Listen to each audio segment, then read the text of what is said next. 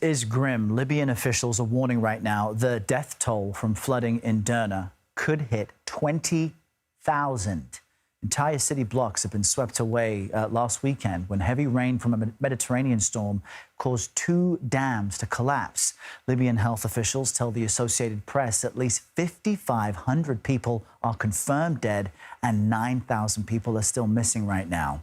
CBS News senior foreign correspondent Charlie D'Agata joins us from London to discuss the latest on this. Charlie, those are just unfathomable numbers. And I understand the UN's Weather and Climate Agency says this level of loss could have been avoided. That's not typically what we hear from them at times like this. Explain what they're talking about. Yeah, Errol, it adds to the tragedy of the tremendous loss of life you referred to, even as they're still collecting the bodies and counting the dead. So what happened, as you said, Storm Daniel swept into Libya. It not only caused local flooding up in the hills and landslides, but the storm surge caused those 2 dams to fail. Now, that sent this wall of water through this heavily populated area, including Derna. And as you said, whole neighborhoods were swept into the sea. You've seen some of those pictures where they've literally ceased to exist. So now the head of the UN's weather agency said, you know, a better functioning state system could have issued warnings.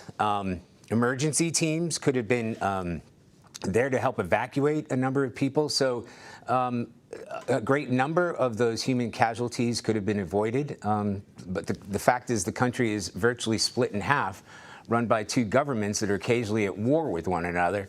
I was in Benghazi after extremists stormed the consulate more than a decade ago, and it hasn't changed much since. And it's such a stark comparison as Hurricane Lee inches towards parts of the U.S. We're getting warnings days, maybe even a week ahead of time. Folks there, it seems, didn't have any warning. And now there's this utter mess and loss of life. So what are the challenges now for rescue workers, I wonder, who are trying to help those who made it through?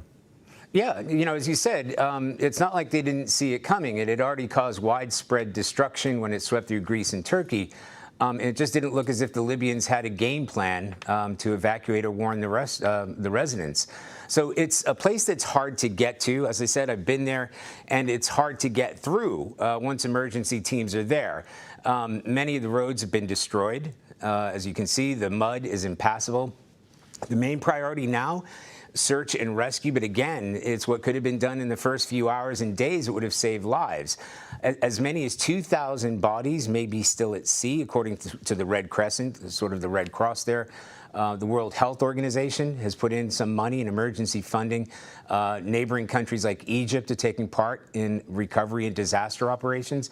And now, I mean, the focus is on survivors because thousands of homes have been lost. Hundreds of thousands of people have been displaced. Some of them are in desperate need of, you know, the basics, clean water, food, and medicine. The UN has called for heightened concern that people will become, their words, severely ill or will die if immediate and adequate aid is not sent to those affected areas. Such a serious situation for so many, and the fractured government and the lack of infrastructure just doesn't bode well, but we'll certainly keep watching this. Charlie D'Agata joining us from London. Thank you. Thanks, Earl.